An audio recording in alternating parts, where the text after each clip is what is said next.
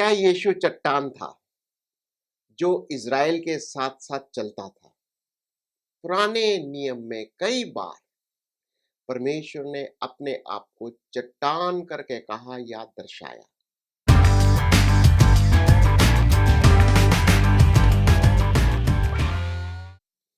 Bible की कुछ आयतों को हम पढ़ते हैं और फिर इस विषय के ऊपर चर्चा करेंगे।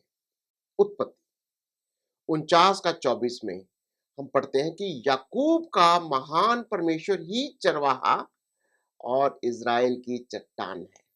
व्यवस्था विवरण 32 का 4, वह चट्टान है, उसका काम खरा है और उसकी सारी गति न्याय की है। वह सच्चा ईश्वर है, उसमें कुटिलता नहीं, वह धर्मी और सीधा है। व्यवस्था विवरण उसका 32 और 15वीं आयत को, परंतु यशूरून मोटा होकर लात मारने लगा। तू मोटा और हुष्ट पुष्ट हो गया और चर्बी से छा गया है। तब उसने अपने सृजनहार ईश्वर को तज दिया और अपने उद्धार मूल चट्टान को तुच्छ जाना। दूसरा शामुएल 22 का 32, यहोवा को छोड़ क्या कोई ईश्वर है? हमारे परमेश्वर को छोड़ क्या कोई और चट्टान है? भजन संहिता 42 का 9 में हम देखते हैं, मैं ईश्वर से जो मेरी चट्टान है कहूंगा, तू मुझे क्यों भूल गया? मैं शत्रु के अंधेर के मारे क्यों शोक का पहरावा पहने हुए चलता फिरता हूं? भजन संहिता 61 और उसकी दूसरी आयत, मूर्छा खाते समय मैं पृथ्वी की छोर से भी तुझे पुकारूंगा। जो चट्टान मेरे लिए ऊंची है उस पर मुझको ले चल। भजन संहिता 78 और 35 आयत, और उनको स्मरण होता था कि परमेश्वर हमारी चट्टान है और परम प्रधान परम ईश्वर हमारा छुड़ाने वाला है। भजन संहिता 144 पहली आयत, धन्य है यहोवा जो मेरी चट्टान है, वह मेरे हाथों को लड़ने और युद्ध करने के लिए तैयार करता है।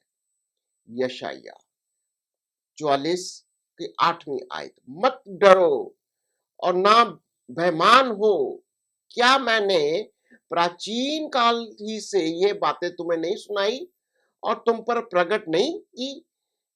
तुम मेरे साक्षी हो।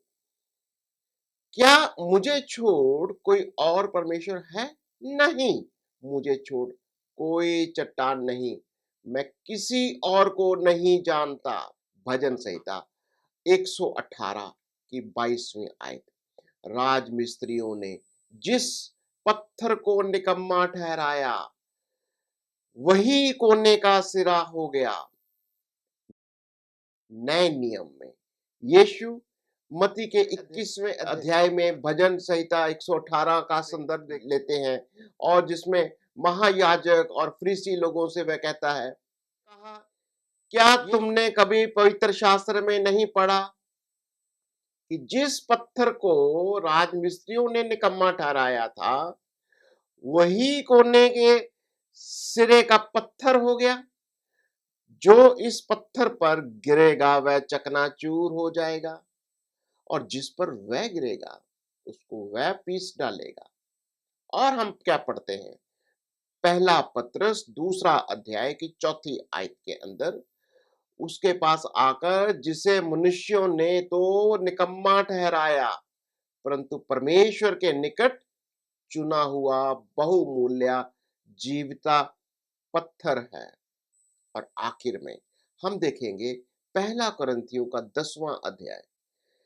पौलुस कहते हैं, हे भाइयों, मैं नहीं चाहता कि तुम इस बात से अज्ञात रहो कि हमारे सब बाप दादे बादल के नीचे थे और सब के सब समुद्र के बीच से पार हो गए और सब ने बादल में और समुद्र में मूसा का बपतिस्मा लिया।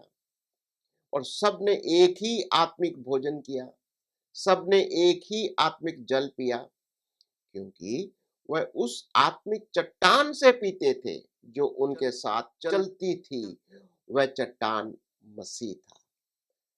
मैं इस आखिरी आयत को दोहराऊंगा कि सबने एक ही जल पिया, आत्मिक जल पिया, क्योंकि वह उस आत्मिक चट्टान से पीते थे जो उनके साथ साथ चलती थी, और वह चट्टान मसीह था।